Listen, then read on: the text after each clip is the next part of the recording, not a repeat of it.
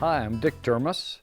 Today we're going to work on landscapes using what we've been learning about cubes, cylinders, and spheres, and how you mix them together and how you can make up your own landscape. It's kind of exciting when you can sit at home and create a landscape rather than always have to go out and look for it.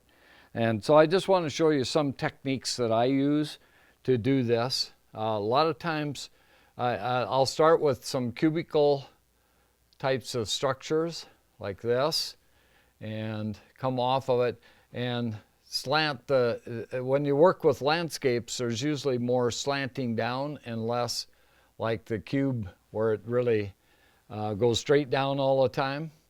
And then once again, you copy the line straight above it. Those two actually are parallel to each other. All right, and so that's a good way to start it.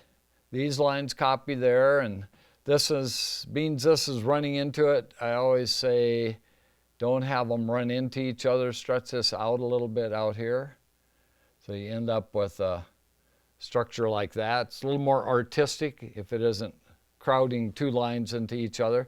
So that could be the top of a mountain. And then you could come down again.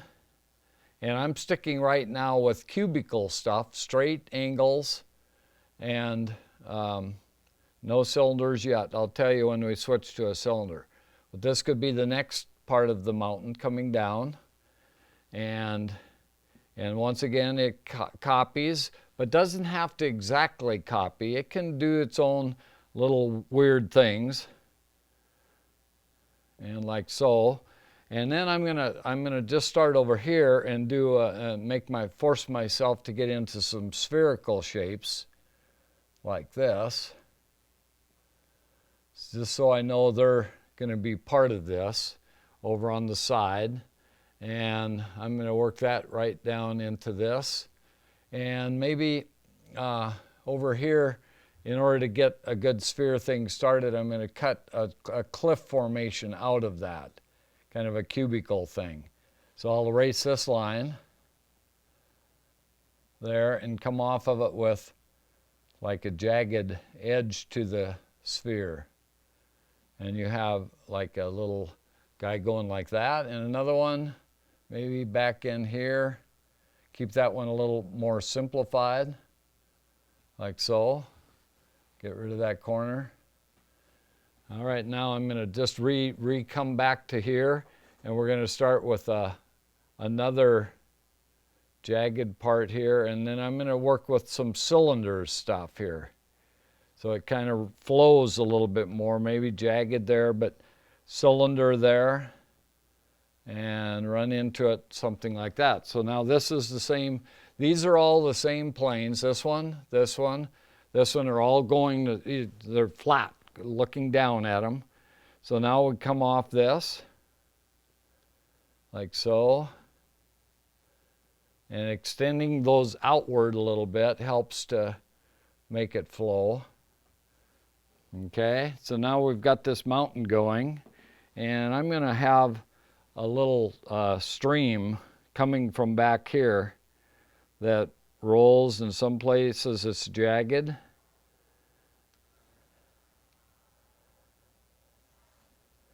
Like so, but maybe it's coming from way back in space here. So I'm going to have it get a little larger. I'm using a little perspective. We haven't really talked about perspective, but it just gets bigger as it comes forward. I'll have this run right behind this so it hides back in there. Now, how do you deal with that? This is like going into negative space. So I'm going to come off of this with and I'm going to take that back in a little bit, changes these shapes just a little, make them a little more fun to look at. So that would come that way, this would come this way. See how we're starting to get the cliff along this side. It could be a little jagged like that. If you start to do that, you're getting a little bit more into realism if you get them coming across down like so. Like here coming in. Let's just say if there happens to be a little bit of water in the bottom of that, then it's a matter of repeating the line straight up above it. So if you come up here, erase that, extend this line down, it would show there. This one coming back, copying the line above it there. This one copying the line above it. And pretty soon we're going to have a little water down inside there. I think this maybe will cut off like this. And this would swing across like that. And this one, something on that order.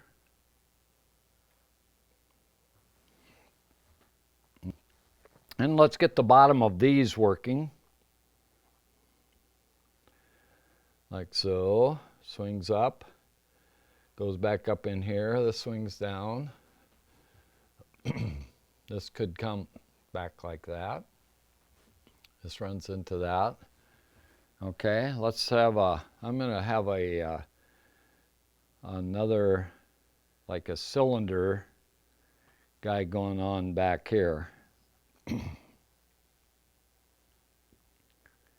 Like so. A little hill back in there, and right in here, just to explore it, I'm going to have a little hole like that. And let's go back over here. We got a little canyon on one side of a canyon there. And if you want another side of it, we could have hills that come off this way, spheres that means we're copying the same sort of structure. And we're going to turn those into cliffs. So this will work its way down into it too. And I'm going to jagged this back a little bit and get rid of that line. So we get the other side of the canyon.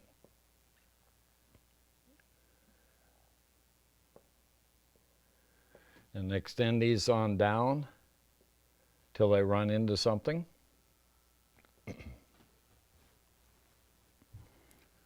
This I'm going to work right over here, and maybe, let's see, how would it fit with that? Let's see, it could, well, I'll leave it like that for a minute.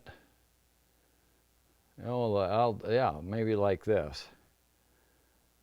So this could actually come down behind that line.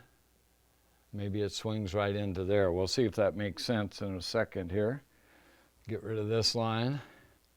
Okay, you can see we've got a lot of formation. Some of it, in order to make it look more real, we'd probably add more lines coming down. And then getting, one of the things that you can do too that really works well is to extend these lines back in and change this so it goes back behind. So it gives a little bit more depth. This one is easy to do that with. You can see that adds to the realism. I could connect with that one so that, let's see how we're coming here. Okay, because I want to turn this into more, this hill could come back out here and be a rolly kind of hill. And spheres, cubes, cylinders, and let's see, let's have this kind of come off and go back in space like so. And this has to run down till it runs into something. So same with this. All right, I'm going to just do a little erasing here. And up in here. And then I want to get into this with some contour lines, because it adds a lot to it.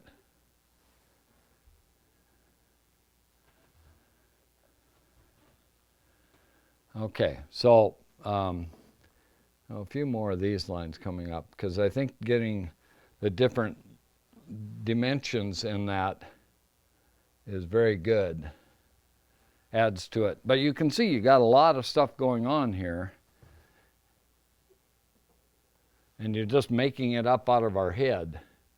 So I'm going to actually add some lines to this. I won't really think of it as overly shading, but just so you can get the sense of where this is going. And some of these can be like rounded off like this, could be curved like that. And it gives a little bit of dimension to it. Maybe that fades out. This would be kind of a rounded off thing too. Maybe it rounds off enough to where some of these lines are actually dismissed and the contour sort of takes over.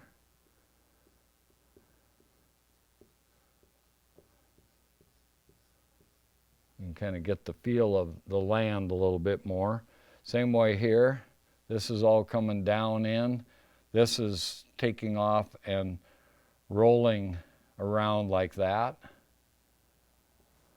And maybe some of this cliff isn't quite so, if it becomes a little more jagged.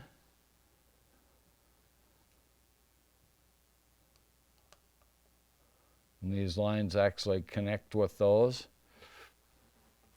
Let's see where we are. I'm going to add some plant life in here too, because I think that helps to, otherwise it's all the Badlands, all the time.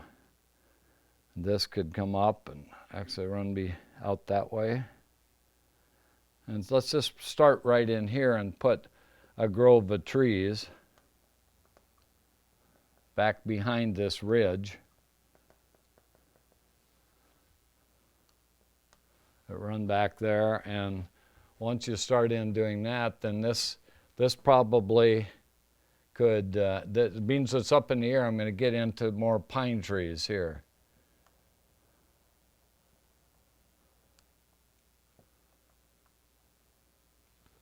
And get rid of the line there. All right, and maybe even up a little higher we could have pine trees, but they're a little bit smaller because they're further away from you. So this is, get rid of some of these lines. All right, and you can see it starts to come to life a little bit more. It seems a little more real if you get into that. This could have some branches or some trunks of trees going up in there.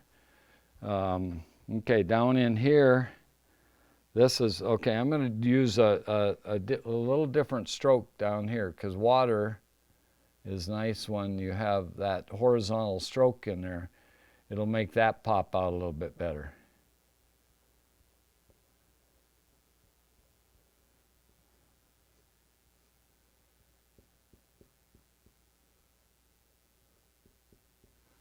You can kind of get the sense of the water a little bit more if you use that horizontal stroke. And then the darkness, I think, also helps it read. We didn't quite finish yeah, I guess we did. Okay, so this would all be water basically in here too.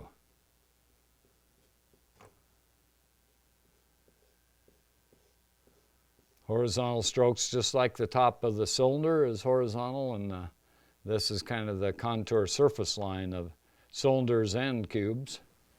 Okay, so that's kind of there, and it could be some of these places maybe are rounded off more. They're not just a sharp edge. So maybe this could be rounded off like that, and then continue on back in space here.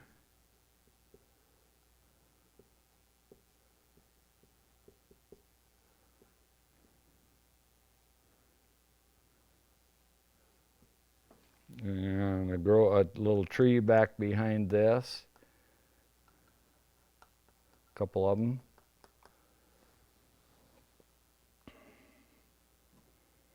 What's fun about this is you kind of just make it up as you go along, of course.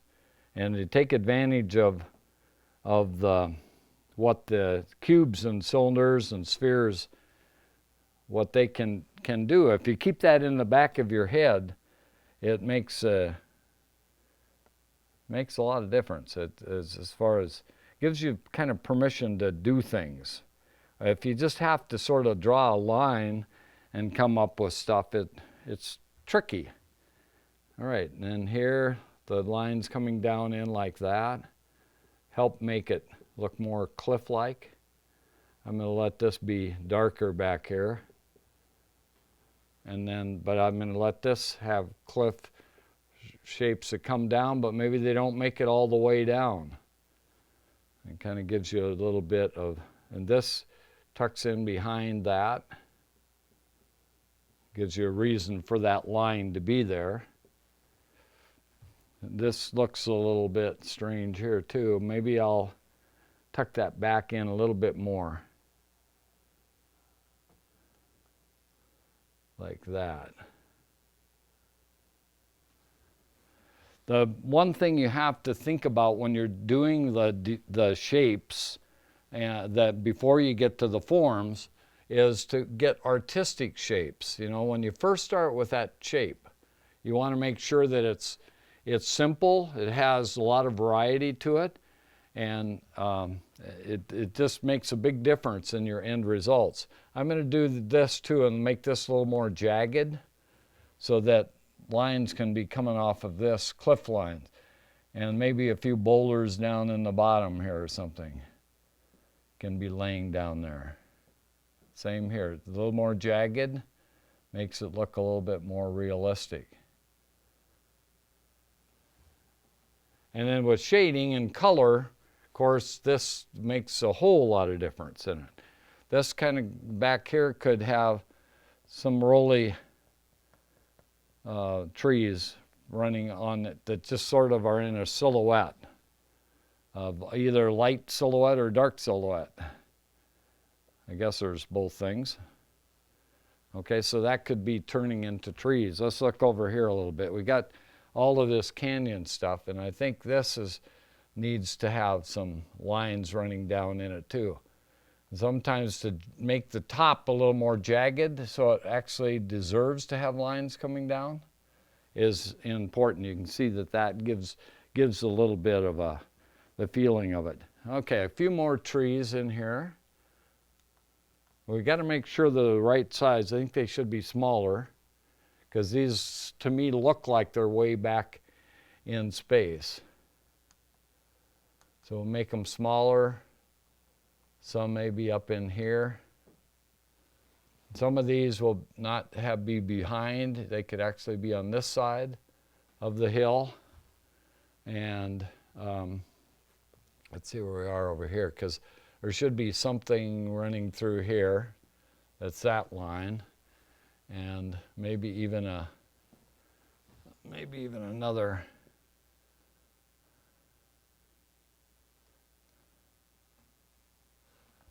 And just a little variety. And okay, and let's see. I'm gonna have this turn into a pine tree hill here. So this is going to turn into more jagged, a variety of shapes of jaggedness that run through here. And get rid of some of this line too.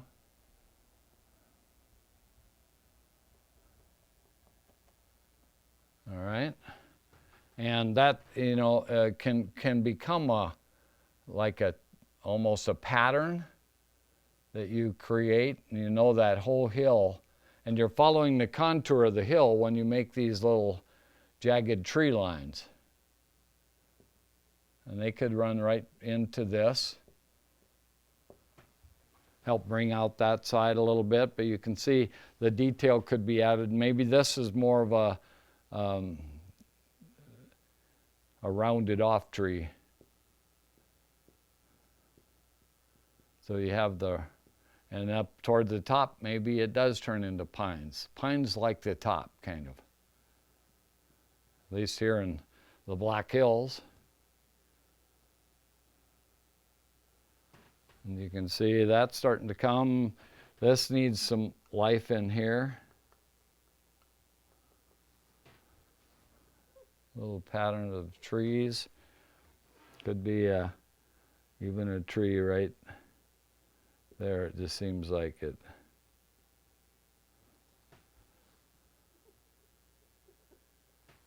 All right, and let's see, where are we? Okay, this side could have lines coming off to give you more dimension too. And then turn this so it actually, you don't want this line curving around into it. You want it to jaggedly go into that one. Then you know it's behind.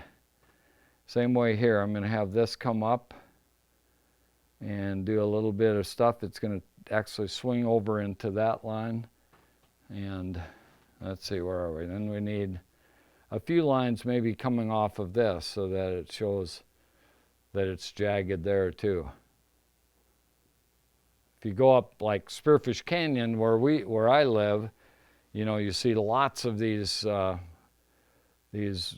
sharp cliff formations that come off. And let me stand back here a second and look, because all of this kind of stuff could be carried through this whole thing. Being it's a dark pattern, maybe you'd use every other one and bring that out as almost a shading kind of thing, and then skip that one and maybe come to this one so that you don't overdo. But you can see then it sort of shows up same way in here, coming back in, adding more lines and more lines back in here. Okay. And let's have here we're going to extend that up a little bit. I'm going to run that into that, get rid of that line so it runs behind a little bit. Sometimes to add I'm going to just do kind of a little silhouette here of a person. Maybe a person, I'll have one person that's kind of sitting back over here, and well, let's say there's a little rock here that they're sitting on. And then another one should be standing right here fishing. All right, so that one's watching this guy fish, or this gal fish, whoever's fishing, and standing on the edge with the pole out here and the line showing up, and it's just gotten thrown in, so there's kind of little waves down below there. Needs a good fishing hat though. A little bit cowboyish hat type thing. All right, because that kind of gives you the dimension. All of a sudden this is a lot. I made the people very big, but when I did, it made this all much smaller and less aggressive. When I was doing this, I guess I was thinking a person on this would be about this big. Like that. Well, now when I do that, this is no longer the case. So well, as soon as you put some living things like plants and animals and people, you automatically get into a much more, you start to see the size of what you're working with. All right, a couple more little things, and I'm gonna, like I've said before, these kinds of projects, I mean, I could work on this for a long time, and there'd just be, it'd go on and on and on. I mean, you can, and then when you come into color and into shading and all of the things that we've learned how to do. But this gives you a clue of how to create a landscape with the spheres, cubes, cylinder stuff, and come up with it all out of your own head. So stay tuned, and thanks for watching this episode. I appreciate it very much.